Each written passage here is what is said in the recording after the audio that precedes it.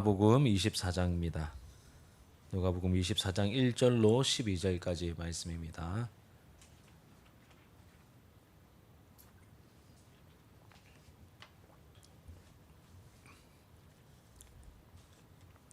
우리 한 절씩 교독하고 마지막 절은 함께 읽겠습니다.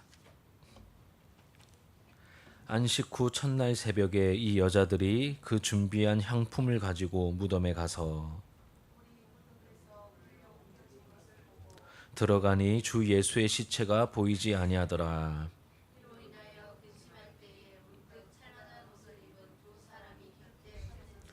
여자들이 두려워 얼굴을 땅에 대니 두 사람이 이르되 어찌하여 살아있는 자를 죽은 자 가운데서 찾느냐.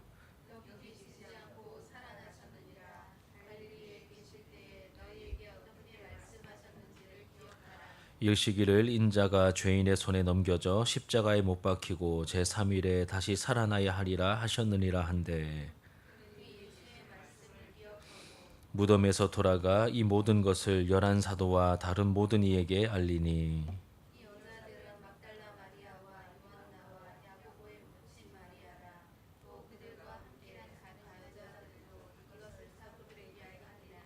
사도들은 그들의 말이 허탄한 듯이 들려 믿지 아니하나 베드로는 일어나 무덤에 달려가서 구부려 들여다보니 세마포만 보이던 그 된 일을 놀랍게 여기며 집으로 돌아가니라. 아멘.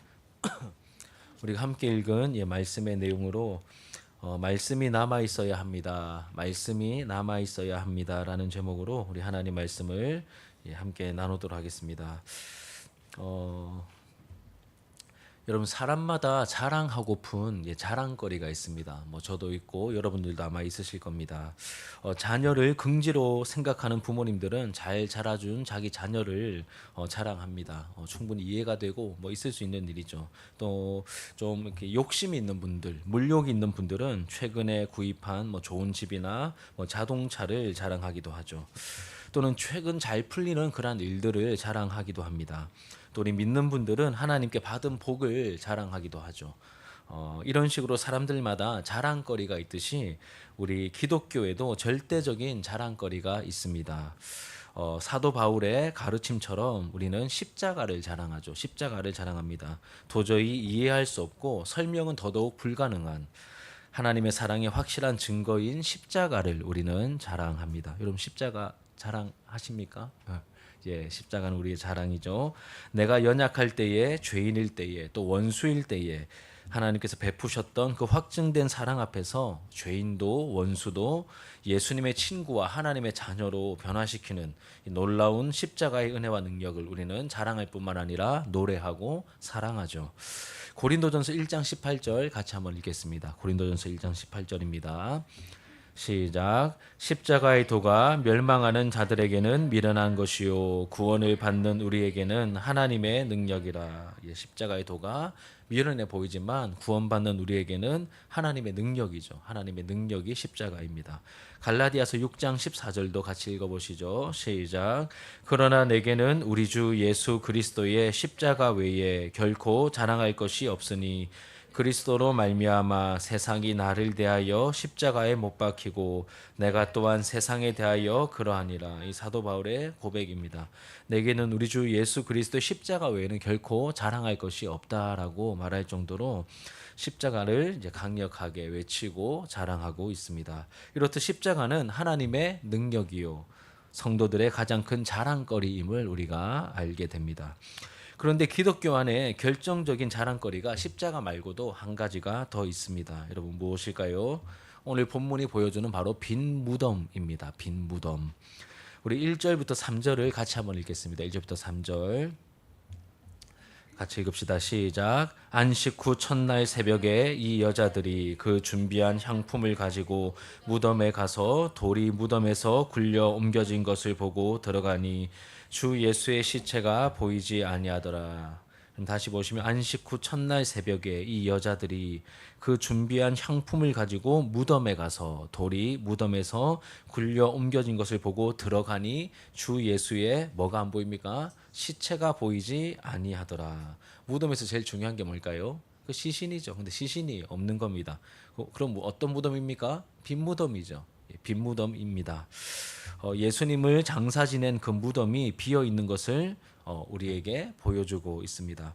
그럼 다른 종교들은 사실 뭐 제가 다른 종교를 잘 모르긴 합니다. 이렇게 우리 성경을 뭐 연구하고 또 설교 준비하는데도 시간이 부족해서 다른 종교 어떠면 잘 모르지만 다른 종교들은 이제 자신들의 교주들의 무덤을 굉장히 화려하게 꾸미고 그것을 이렇게 자랑거리로 삼고 성지로 삼기도 하죠. 하지만 기독교에는 공식적으로 그런 게 없죠. 그런 게 없습니다. 왜 그런 걸까요? 예수님께서 약속대로 우리를 위해 십자가에서 죽으셨다가 약속대로 사흘 만에 다시 살아나셨기 때문에 교주의 무덤이 없습니다. 예수님의 무덤이 없으면 빈 무덤이죠. 예수님의 무덤이 없습니다. 십자가에 이어 우리의 또 하나의 자랑은 부활하신 예수님을 보여주는 빈 무덤인 것입니다. 제가 한 2주쯤 전에 설교했던 것처럼 이 참혹한 십자가에 달려 예수님께서 죽으셨을 때 어떤 모습이셨습니까? 너무 무력한 모습이었다. 제가 이걸 너무 많이 강조했죠. 그런데 그렇게 무력한 죽음으로 허망하게 끝난 게 아니었습니다. 말씀대로 미리 말씀하셨던 대로 어떻게 하셨죠? 약속대로 사흘 만에 사흘째 되는 날에 다시 이제 살아나셨습니다. 23장 54절에 보면 안식일 전날인 준비일에 십자가에 달리신 예수님을 내려서 장사를 지냅니다. 그리고 24장 1절을 보면 안식일에는 쉽니다. 그렇죠? 안식일에는 원래 아무것도 안 하거든요. 쉬고 안식 후 첫날 새벽에 예수님께서 어떻게 되십니까? 부활하셨죠. 그러니까 안식일 전날 장사를 지냅니다. 그래서 몇 시간 안 됐어요. 그 날이 바뀌기 전에 이제 후딱 이렇게 해치웠습니다. 그래서 제대로 된 어떤 그 이제 장례 절차를 밟지는 못했거든요. 그리고 안식일을 지났고 그다음에 안식 후 첫날 이 첫날에 예수님께서 부활하셨다라고 말합니다. 우리가 잘 알고 있는 것처럼 유대인들의 안식일은 무슨 요일이죠, 여러분? 토요일이죠. 토요일로 알고 있습니다. 그러면 안식 후 첫날은 언제일까요? 토요일 다음인 날이겠죠. 그런데 그 부활하신 안식 후 첫날을 우리가 기념하여서 그 날을 초대교회 시절부터 대대로 주의 날로 부활을 기념하는 주의 날로 지켜왔던 것입니다. 유대인들은 지금도 토요일을 안식일로 지킵니다. 그런데 우리는 안식 후 첫날 예수님이 부활하신 날을 기념해서 주일을 우리는 지키고 있다. 그만큼 뭐가 중요하다는 걸까요? 부활이 중요하다는 겁니다. 부활이 그만큼 매 주일마다 여러분 부활을 묵상하셔야 됩니다. 부활을 묵상하셔야 됩니다. 십자가가 너무너무 중요하지만 부활도 그만큼 중요하다는 것을 우리에게 알려주는 것이죠. 부활이 얼마나 중요하냐면 여러분 부활이 얼마나 중요할까요? 제가 이제 설교 환경에는 진짜 중요하고 완전 중요하다 이렇게 썼는데 부활의 중요성을 알려주는 고린도전서 15장 우리가 고린도전서 13장 사랑장까지 했는데 14장의 예언과 또 방언에 대한 이 은사에 대해서 한 번 더 다루고 나서 15장에 뭐가 나오죠? 그 유명한 부활장이 나옵니다. 고린도전서 15장이 부활장인데 이 부활장을 보면 부활이 얼마나 중요한지 감이 확 잡힙니다. 부활장을 읽어보면 감이 확 잡힙니다. 우리가 어떤 사실을 강조할 때 이런 표현을 종종 사용하죠. 만약 뭐뭐가 없으면 이럴 것이다. 제가 라면을 좋아하거든요. 라면을 먹는데 김치가 없으면 어쩔 뻔했습니까, 여러분? 그 김치가 표현이 좀 별로 안 와닿으시는 것 같은데 만약 뭐뭐가 없으면 어떨 것이다 이런 표현 무언가를 강조하죠. 만약에 물이 없으면 어떨까요? 끔찍하죠, 그렇죠? 그만큼 물이 중요하다는 겁니다. 이 더운 여름이 여러분 또다시 태풍 지나가고 또다시 시작됐습니다. 어제 오늘 막 36도까지 올라가던데, 아이고 저도 집에서 걸어오거나 자전거 타고 오는데 잠깐 10분인데 막 마를 것 같아요, 사람이. 여하튼 이 더운 여름철에 에어컨이 없으면 여러분 어떨까요? 끔찍하죠, 그렇죠? 이렇게 뭐가 없으면 이럴 것이다. 그 앞에 말하는 물이 되었든 김치가 되었든 에어컨이 되었든 그것의 중요함을 강조하는 표현입니다. 그래서 부활장 고린도전서 15장 13절에 보면 만약 부활이 없으면 이라고 표현합니다. 만약 부활이 없으면 그 뒤에 이어지는 내용은 그리스도도 다시 살아나지 못했을 것이다. 이렇게 말합니다. 그리고 14절에 보면 만일 다시 살아나지 못하셨으면 이렇게 말합니다. 예수님이 부활하지 않으셨으면 그 뒤에 이어지는 내용은 우리가 전파하는 것도 다 헛것이고 우리의 믿음도 다 헛방이다. 이렇게 얘기합니다. 누가요? 사도 바울이 이렇게 얘기합니다. 그리고 15절 하반절에 보면 만일 죽은 자가 다시 살아나는 일이 없으면 뭐라고 말하냐면 우리는 다 거짓말쟁이다. 이렇게 얘기합니다. 16절에 보시면 만일 죽은 자가 다시 살아나는 일이 없으면 또 강조하죠. 17절에도 그리스도께서 다시 살아나신 일이 없으면 그 다음 이어진 내용 보면 다 헛거다. 믿음도 헛것이고 우리는 여전히 죄 사함 받지 못하고 죄 가운데 있는 자들로 나타날 것이다. 이렇게 말합니다. 뭘 강조합니까? 부활이 그만큼 중요하다는 것입니다. 부활을 통해서 모든 게 다 증명이 되는 겁니다. 예수님의 죄 없으심이, 예수님의 대속이, 그리고 우리의 죄 사함이, 또 우리도 앞으로 부활할 것이, 이 모든 것들이 다 무엇을 통하여 증명이 됩니까? 부활을 통하여 증명이 된다는 것이죠. 저도 예전에는 이 부활의 의미를 잘 몰랐어요. 그런데 신학교 다니고 또 이렇게 설교를 준비하고 하면서 야, 이 부활이 너무너무 중요하네. 이것을 이렇게 깨닫고 제가 또 부활에 대해서 설교할 때 굉장히 많이 강조하잖아요. 그만큼 부활이 너무너무나 중요합니다. 우리에게 소망을 주고 생명을 주는 부활이 너무너무나 중요하죠. 그래서 우리 믿음의 선배들은 예수님의 십자가 사건을 기념하는 이 사순절 기간을 보낼 때 많은 분들이 금식을 하며 보냈습니다. 우리도 그 전통을 좀 따라서 사순절 기간에 때로는 뭐 하루 금식도 하고 혹은 문화 금식도 하고 이렇게 하잖아요. 이렇게 약간 천주교 전통이긴 한데 이제 금식을 하며 보냈습니다. 그런데 이 부활의 기쁨이 너무 크기 때문에 부활을 기념하는, 여러분 제가 주일은 무슨 날이라고 했습니까? 안식 후 첫날, 부활을 기념하는 날이 원래 주일의 의미다. 그래서 모든 주일은 우리 믿음의 선배들은 이렇게 여겼습니다. 작은 부활절로 여겼습니다. 모든 주일은 다 작은 부활절로 여기며 금식하지 않았습니다. 왜요? 생명 충만한 날이요, 너무 기쁜 날이기 때문에 이 주일에는 사순절 기간이라 할지라도 주일에는 금식을 멈추고 제가 예전에 안식 설교할 때 이렇게 살찐 것을 먹고 형제들과 함께 기뻐하며 안식을 보냈듯이 주일은 그렇게 보냈습니다. 그래서 이 사순절, 여러분 사순절은 며칠 동안 지낼까요? 40일이잖아요. 그래서 사순입니다. 사순 40일 동안 보내는 건데 사실은 46일 동안 지켰습니다. 왜 46일을 지켰을까요? 주일이 6번 들어가거든요. 주일은 빼는 거예요. 그만큼 기뻐할 날이고 즐거운 날이기 때문에 금식하지 않았습니다. 그래서 제가 여러분 기억하시는지 모르겠지만 제가 종종 우리 이렇게 릴레이 금식 같은 거 할 때 제가 주일은 일부러 빼잖아요. 이런 맥락입니다. 이제 주일의 의미를 알면 근데 주일이 금식하기 편하니까 주일에 금식을 하려고 하는 분들이 종종 계시는데 제가 한다 그러면 말립니다. 주일은 금식하는 날 아니라고. 성경적인 주일은 금식하는 날 아니라고. 너무 성경적인 주일의 의미를 모르면 그렇게 행동하려고 하시는데 그 심정과 그 착한 마음은 이해를 하는데 그게 이제 바른 성경적인 맥락과 정신은 아니라는 것이죠. 여러분 기독교의 자랑은 십자가와 함께 부활을 상징하는 빈 무덤이라는 사실을 기억하셔야 됩니다. 그리고 이 둘이 균형을 잡을 때 복음은 더 능력을 발하게 되는 것이죠. 자, 오늘 말씀에서 굉장히 중요한 메시지를 우리는 하나 더 발견하게 됩니다. 저는 예수님의 십자가 순환에 대해서 이렇게 설교하거나 가르칠 때 늘 강조하는 게 있습니다. 제가 지난주에도 말씀드렸듯이 예수님의 십자가가 누구를 위한 겁니까? 나를 위한 것. 우리를 위한 것, 그리고 나를 위한 것이죠. 이것과 동시에 제가 또 뭘 강조했죠? 예수님이 진짜 죽으셨다. 십자가 강조할 때 예수님이 진짜 죽으셨음을 제가 힘주어 강조합니다. 지난주에도 힘주어 강조했죠. 사흘 후에 부활하셨기 때문에 예수님의 죽으심이 좀 이제 희미해지는 경향이 없지 않아 있는데 그러면 안 됩니다. 예수님은 나를 위해, 여러분들을 위해, 우리를 위해 그 참혹한 십자가에 못 박혀 물과 피를 다 쏟으시고 실제로 죽으셨습니다.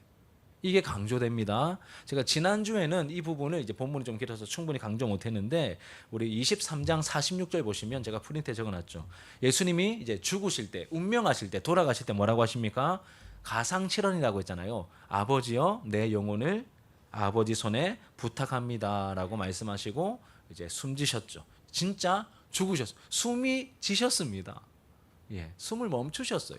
돌아가신 겁니다. 자, 그리고 47절과 48절과 49절에 보면 이런 표현이 나옵니다. 그 된 일을 보고. 48절에도 그 된 일을 보고, 49절에도 이 일을 보니라. 47절에 그 된 일을 본 사람은 읽어보시면 백부장입니다. 예수님을 십자가에 못 박는 그 일을 책임졌던 백부장이 봤다는 겁니다. 뭘 봤습니까? 예수님이 진짜 죽으시는 걸 봤다는 거예요.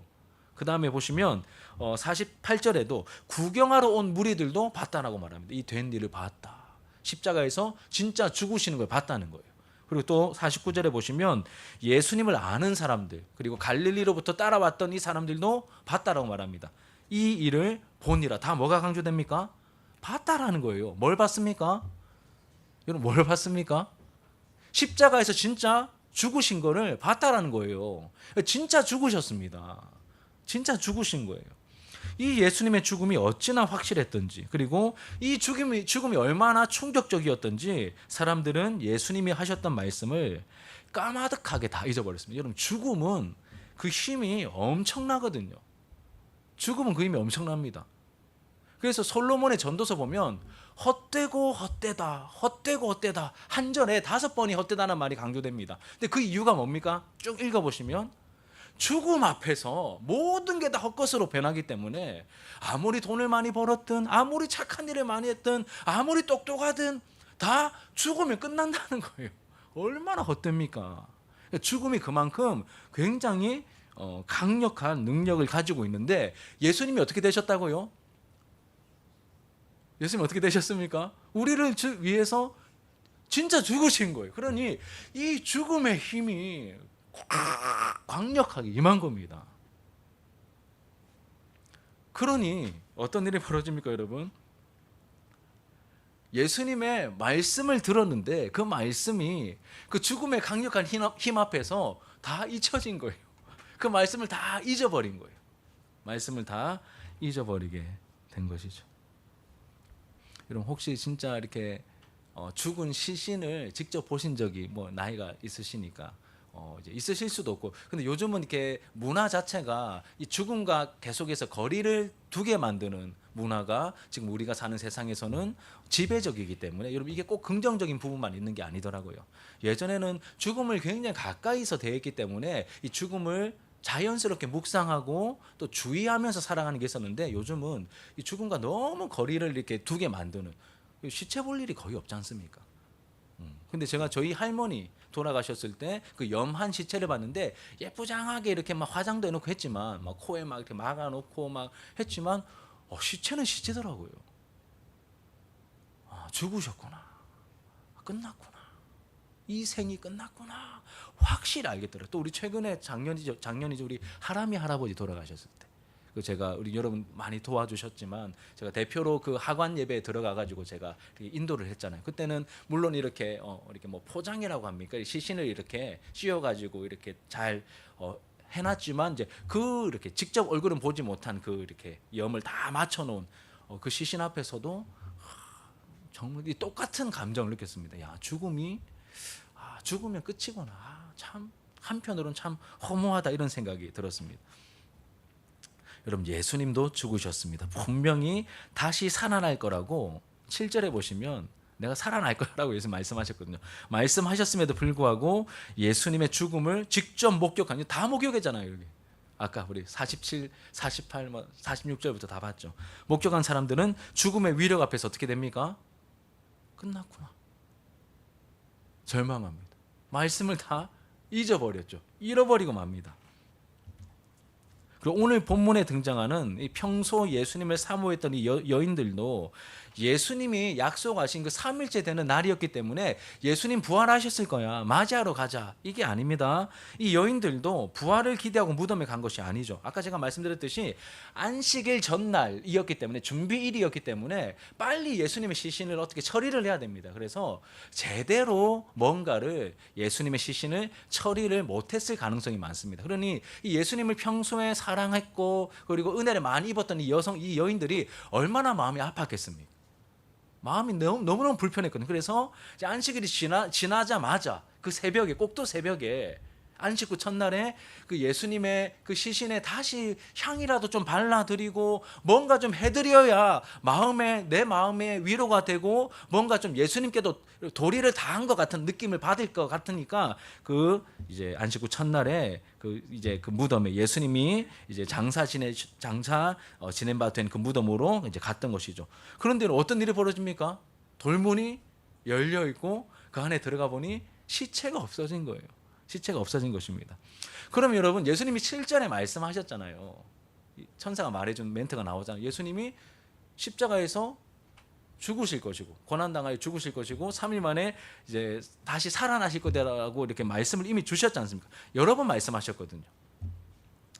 그럼 빈 무덤 보면 어떻게 생각해야 될까요? 말씀이 남아있으면 예수님 부활하셨구나, 기뻐하며 소망을 가져야 될 텐데, 이 보세요. 4절 읽겠습니다. 4절 읽겠습니다. 시작. 이로 인하여 근심할 때에 문득 찬란한 옷을 입은 두 사람이 곁에 서는지라.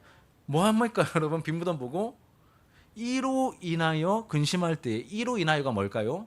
무덤이 비어 있음으로 인하여 근심에 빠진 겁니다.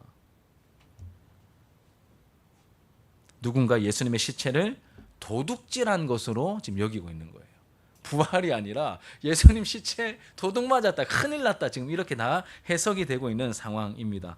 그래서 이런 안타까운 상황이 펼쳐질 것을 누가 아셨을까요? 예수님이 미리 아시고 거기에 누구를 미리 남겨두십니까? 천사 2명을 미리 빈 무덤에 남겨두셨고, 그리고 기쁨의 소식을 증거하게 하시죠. 5절 하반절과 6절 상반절 같이 읽겠습니다. 시작. 두 사람이 이르되 어찌하여 살아있는 자를 죽은 자 가운데서 찾느냐, 여기 계시지 않고 살아나셨느냐. 그 두 사람이, 그 두 천사가 이제 그 여인들에게 알려주는 겁니다. 어찌하여 살아있는 자를, 누구를 말하는 거죠? 부활하신 예수님, 살아있는 자를 죽은 자 가운데서 찾느냐. 부활할 거라고 말씀하셨는데 너네 뭐하러 여기 왔냐, 이렇게 지금 이야기하고 있는 것입니다. 여기 계시지 않고 살아나셨느니라 라고 굉장히 놀라운 이 복음의 메시지를 지금 알려주고 있는 것이죠. 예수님이 다시 살아나셨다, 여기 안 계신다. 그리고 말씀이 이어집니다. 6절 하반절에 보면 갈릴리에 계실 때에 너희에게 어떻게 말씀하셨는지를 뭐 하라고요? 기억하라. 이 죽음의 힘 앞에서 뭘 잊어버렸습니까? 주신 말씀을 잊어버려서 빈 무덤 보면서 기뻐하지 못하고 근심하고 있었는데, 이 천사들이, 주님이 보내신 천사들이 예수님 여기 안 계신다, 살아나셨다 약속대로 왜 산자를 죽은 자 가운데서 찾느냐라고 그 말씀, 이렇게 그 말을 해주시면서 갈릴리에 계실 때, 그냥 평소에 함께 다닐 때에 너희에게 어떻게 말씀하셨는지 기억해내라. 영어로 보시면 remember, 명령형입니다. 기억해라, 이렇게 말씀하고 있는 것이죠. 그리고 8절에 보시면 그들이 예수의 말씀을 기억하고 이렇게 이어집니다. 그리고 중간에 나오는 7절에는 예수님께서 하셨던 말씀의 내용이 나오죠. 우리 7절을 같이 읽읍시다. 시작. 이르시기를 인자가 죄인의 손에 넘겨져 십자가에 못 박히고 제3일에 다시 살아나야 하리라 하셨느니라 한데, 예수님 말씀하신 거, 인자가 죄인의 손에 넘겨져 십자가에 못 박히고 제3일에 다시 살아나야 하리라 라고 말씀하셨죠. 근데 이 말씀을 잊어버린 겁니다. 잃어버린 겁니다. 잊어버리고 잃어버린 것이죠. 사랑하는 여러분, 오늘 말씀이 저와 여러분에게 보여주는 영적 원리를 발견하고 마음에 깊이 새기시기를 부탁드립니다. 하나님은 우리에게 꼭 필요한 뭘 주십니까? 말씀을 주시죠. 말씀을 주십니다. 이때 주신 말씀을 우리의 머리와 가슴에 새기고 믿음으로 붙들고 있으면 흔들림이 없겠죠. 말씀이 있으면 흔들림이 없습니다. 그런데 믿음을 쉽게 가지지 못하는 본성적인 연약함, 우리 오후 예배 때 나누었지 않습니까? 우리가 하나님께서 하나님의 일을 이루실 거야, 이 사실을 믿어야 되는데, 이렇게 성경을 보면 그 믿음의 조상인 아브라함부터 시작해가지고 누가 믿음으로 반응한 사람이 제대로 있습니까? 없죠. 그래서 우리를 그 약속과 전혀 상관없는 방향으로 밀어 넣으셔서 이걸 뭐라고 했습니까? 연단이라고 했죠. 연단을 통하여, 고난을 통하여 우리가 믿음을 가질 수 있게 이제 하시는. 그래서 우리는 여러분, 믿음을 쉽게 가지지 못하는 이 본성적인 연약함과 또 죄악된 세상의 유혹과 공격이 너무 거세기 때문에 여러분 때로는 이렇게 핍박이 거셀 때도 있고 이 핍박이 지나가면 또 뭐가 또 거세게 다가옵니까? 유혹이 또 이렇게 거세게 다가오기도 하죠. 그렇기 때문에 분명히 들었던 말씀을 분명히 받았던 말씀을 쉽게 놓쳐버리거나 잊어버리는 경우가 생깁니다. 그 결과 뭘 잃어버립니까? 말씀을 잃어버립니다. 말씀이 남아 있어야 되는데 말씀을 잃어버리고 우리의 마음에 말씀이 부재해 있는 그러한 경우들이 생긴다는 것이죠. 예수님이 말씀하셨던 씨 뿌리는 비유, 제가 또 이렇게 종종 이렇게 많이 강조하고, 제가 동창원에 우리 한빈요양병원 가서도 이렇게 씨 뿌리는 비유 설교를 우리 환우들 앞에서 이 시리즈로 쭉 한 적이 있거든요. 이제 하다가 너무 유치한 것 같아서 설교를 멈췄습니다. 그냥 딴 거 하려고 한 3번 정도 하고. 근데 한 성도님이 예배를 참 이렇게 사모하는 마음으로 들으시는 분인데, 그분이 목사님 왜 씨 뿌리는 비유 설교 끝까지 안 해주세요? 그렇죠. 너무 죄송하더라고. 너무 내 마음대로 내가 했구나 해가지고 그 다음에 당장 이어가지고 했는데, 그만큼 이렇게 중요한 메시지를 담고 있습니다. 이 말씀의 씨앗을 빼앗아 가는 것, 그리고 자라서 결실하지 못하게 막는 것이 누구의 역사입니까? 마귀가 하는 일이죠. 말씀을 빼앗아 갑니다. 그리고 열매 맺지 못하도록 만드는 것이 마귀의 역사입니다. 미리 주신 약속의 말씀이 남아 있었다면 빈 무덤이 어떻게 해석이 됩니까? 부활의 증거로 해석이 됩니다. 그런데 이 죽음의 힘 앞에서 말씀이 잊혀졌기 때문에 빈 무덤이 어떻게 해석이 됐습니까? 시체 빼앗긴, 시체 도둑 맞은 말도 안 되는 그런 넌센스로 혹은 절망의 상황으로 해석이 되었던 것입니다. 그런데 여러분, 상황은 변한 게 아무것도 없습니다. 하지만 예수님께서 남겨두신 그 두 천사가, 그 두 천사들의 도움으로 잊혀졌던 주님의 말씀이 다시 remember, 다시 기억나기 시작했을 때 눈이 열려 상황이 다시 보이기 시작했죠. 상황이 다시 보이기 시작했습니다. 그래서 이 여인들이 그 천사의 그 도움으로 말씀을 다시 생각해내고 어디로 달려갑니까? 사도들에게 달려갑니다. 예수님께서 말씀하신 대로 다시 살아나셨습니다. 이렇게 알려주러 달려가는 것이죠. 우리도 마찬가지입니다. 예배 시간에 여러분 우리가 말씀을 받습니다. 그렇죠? 예배 시간에 설교자를 통해 말씀을 듣고 받습니다. 그 말씀이 남아있을 때는 어려운 상황에서도 염려가 크게 되지 않습니다. 우리 연약한 본성이 있기 때문에 염려가 전혀 안 되진 않지만 그래도 뭔가 이겨낼 든든함과 어떤 이게 힘이, 그러한 저력이 우리 안에 깃들게 됩니다. 그리고 어려운 일을 만나도 내 안에 확신과 말씀이 있으면 어려운 일을 만나도 오히려 조금 교만하게 듣지 마시고 은밀한 기쁨이 있기도 합니다. 진짜 우리가 성령 충만할 때는 너 왔냐? 기다렸다 오히려. 고난이 찾아와도 약속의 말씀을 통해서 주님과 더 깊이 교제하고 주님의 위로와 어루만져 주심을 우리가 경험하기도 하죠. 말씀이 있을 때 상황이 해석되기 때문에 이거 재수 없어서 혹은 이렇게 누군가의 실수로 나에게 찾아온 게 아니라 하나님의 주권 속에서, 하나님의 섭리 속에서 나에게 나타난 일이 분명해. 하나님 실수 안 하시니까 이 일을 통하여 분명히 뭔가 일을 이루실 거야. 그리고 시간이 지나다 보면 그게 일주일이 될 수도 있고 한 달이 될 수도 있고 때로는 몇 개월이 될 수도 있는데 저로 그 안에 그 일이 해결되는 것을 우리가 경험하잖아요. 하지만 같은 상황이라도 내가 믿음이 약해져서 말씀을 잃어버려서 말씀이 없을 때는 정말 아무것도 아닌 것 같은 상황에서도 어찌할 바를 몰라 하고 그 삶의 무게를 버티지 못하고 절망에 빠지고 우울해하거나 힘들어하는 경우를 보게 됩니다. 여러분 혹시 불청객처럼 찾아온 이 상황 때문에 믿음이 약해진 분들이 혹시 이 자리에 계십니까? 만약 저와 여러분들의 모습이 그렇다면 우리가 어떻게 해야 하겠습니까? 오늘 말씀을 우리가 따른다면 하나님의 말씀으로 돌아가야 되겠죠. 하나님의 말씀으로 돌아가야 됩니다. 주신 말씀을 기억해내고, 오늘 명령은 remember입니다. 뭘 기억하라는 겁니까?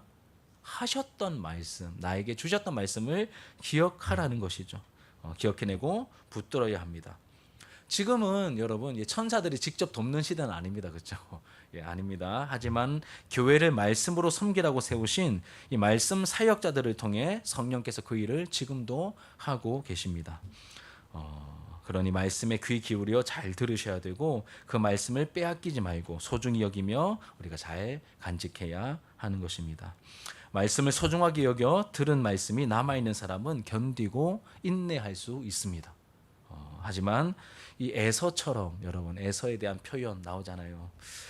말씀을 그 장자의 축복이라고 하는 그 말씀이지 않습니까? 약속의 말씀이잖아요.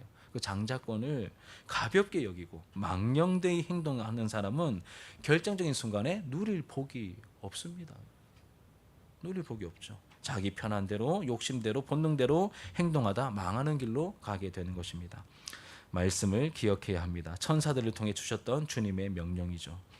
예수님의 십자가 고난은 어쩔 수 없이 당한 무능함의 상징이 아니라 우리를 위해 대신 저주를 받으심으로 우리를 구원해 주신 하나님의 능력입니다. 이 진리가 미리 말씀하셨던 것처럼 3일 만에 다시 살아나심으로 예수님의 십자가가 우리를 위한 구속의 사건임이 하나님의 능력임이 예수님 미리 말씀하신 대로 예수님이 부활하심으로 말미암아 확증되고 하늘과 땅에 선포가 되었습니다. 사랑하는 여러분, 매주일 공예배와 정해진 시간마다 설교자를 통해 주시는 하나님의 말씀을 우리가 반복해서 듣고 그 말씀을 악한 마귀에게 빼앗기지 않도록 잘 간직해야 됩니다. 저도 노력합니다. 제가 전한 말씀을 저라고 다 기억하고 있겠습니까?